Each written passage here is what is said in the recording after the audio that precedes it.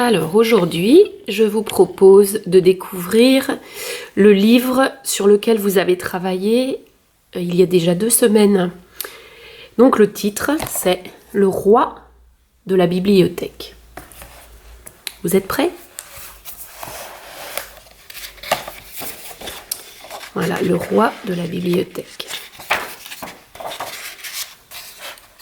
Un jour, un lion entra dans la bibliothèque.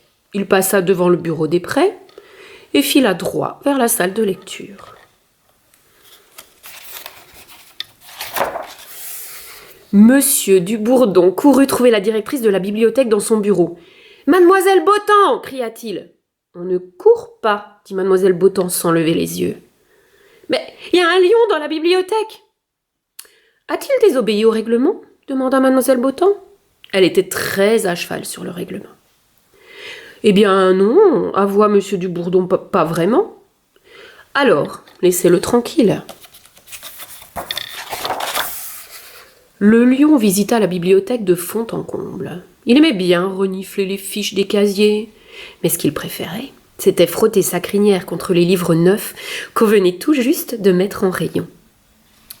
Fatigué par sa promenade, il partit se coucher dans le coin lecture et s'endormit. Que fallait-il faire ? Le règlement n'interdit pas au lion de venir à la bibliothèque. Bientôt, ce fut l'heure du conte. Le règlement n'interdit pas non plus au lion d'écouter des histoires. La bibliothécaire qui faisait la lecture semblait un peu inquiète, mais ça ne s'entendit pas du tout quand elle lut le titre de la première histoire. Le lion ouvrit les yeux et tendit l'oreille. Il resta pour écouter la deuxième histoire, et puis celle d'après. Il attendait que la bibliothécaire en lise une autre, mais les enfants s'étaient déjà levés. « C'est fini les histoires, lui dit une petite fille, faut s'en aller maintenant. » Le lion regarda tour à tour les enfants, la bibliothécaire qui faisait la lecture et les livres fermés. Puis il rugit très fort.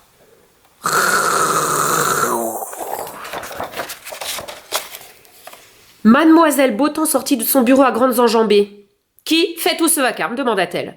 « C'est le lion !» répondit Monsieur Dubourdon.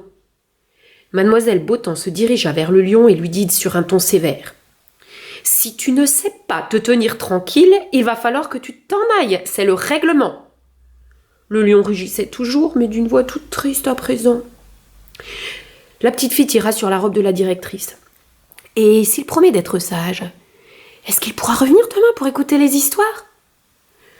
Le lion arrêta net son tintamarre et leva la tête vers Mademoiselle Botan. Elle le regarda dans les yeux et dit « Oui, il n'y a aucune raison pour qu'un gentil lion bien calme n'ait pas le droit de venir écouter les histoires de demain. »« Youpi !» s'écrièrent les enfants. Le lendemain, le lion était de retour. « Tu es en avance, lui dit Mademoiselle Botan. La lecture d'histoire ne commence pas avant 15 heures. » Mais le lion ne bougea pas d'une moustache. « Très bien. Puisque tu es là, autant te rendre utile, hein. » Elle l'envoya donc épousseter les encyclopédies en attendant l'heure du conte. Le lendemain, le lion était de nouveau en avance. Cette fois-ci, Mademoiselle Botan lui demanda de lécher toutes les enveloppes des avis de retard. Très vite, le lion prit l'habitude de rendre service sans même qu'on le lui demande.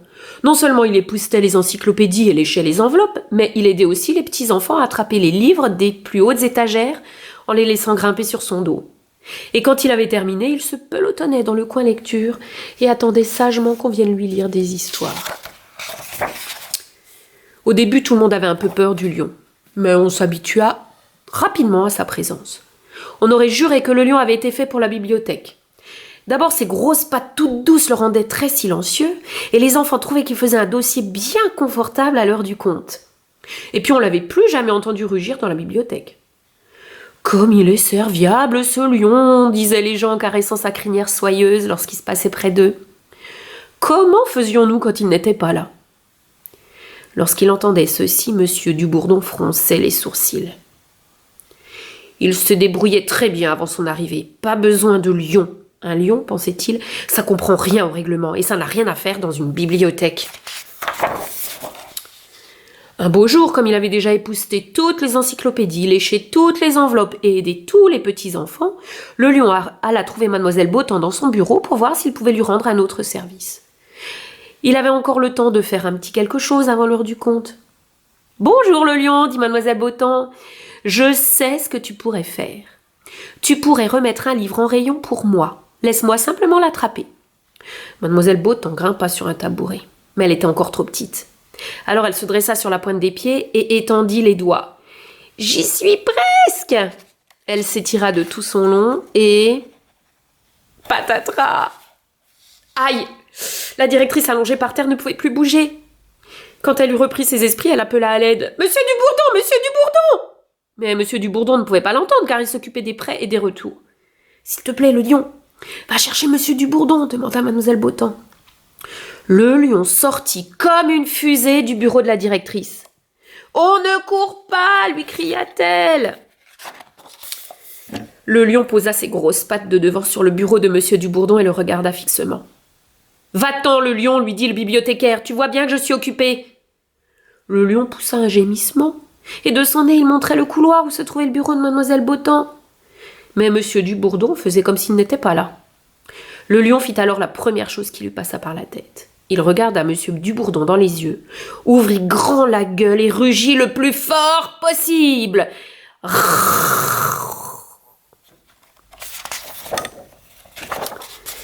Monsieur Dubourdon en eut le souffle coupé. « Il est interdit de faire du bruit. Tu as désobéi au règlement. » Il partit trouver la directrice en marchant aussi vite que le règlement le permettait. Le lion le regarda s'éloigner. Il avait désobéi et il savait très bien ce que ça voulait dire. Tout penaud, il se dirigea vers la sortie. Monsieur Dubourdon ne s'en rendit même pas compte, il était trop occupé à claironner « Mademoiselle Botan, le lion a désobéi, il a désobéi !»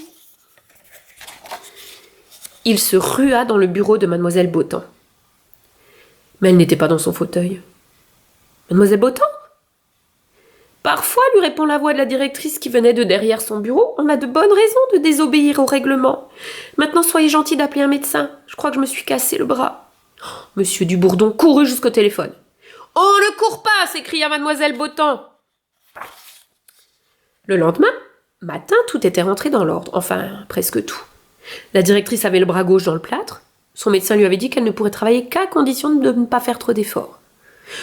Heureusement que mon lion sera là pour m'aider, avait-elle pensé.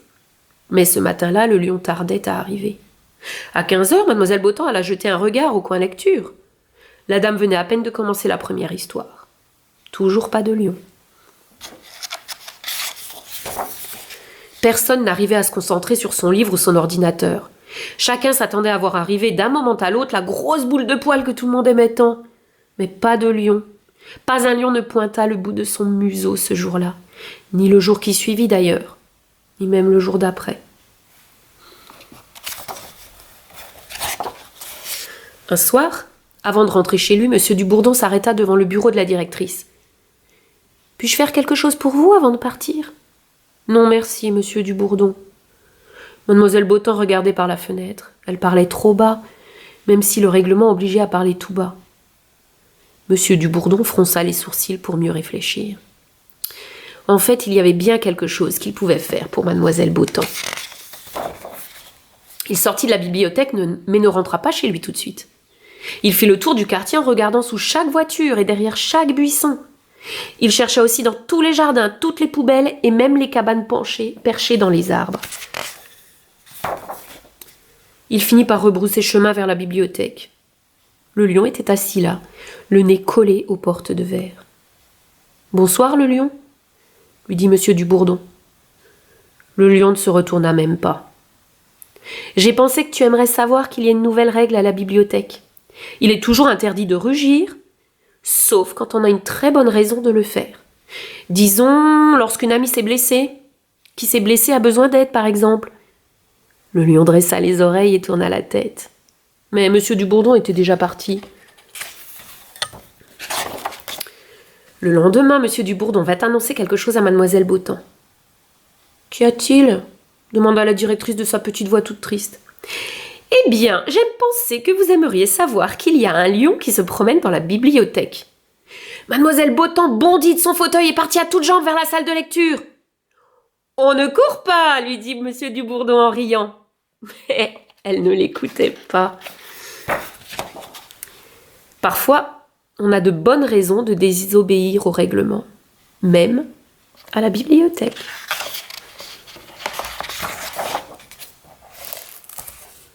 Voilà, c'était le roi de la bibliothèque. J'espère que ça vous a plu.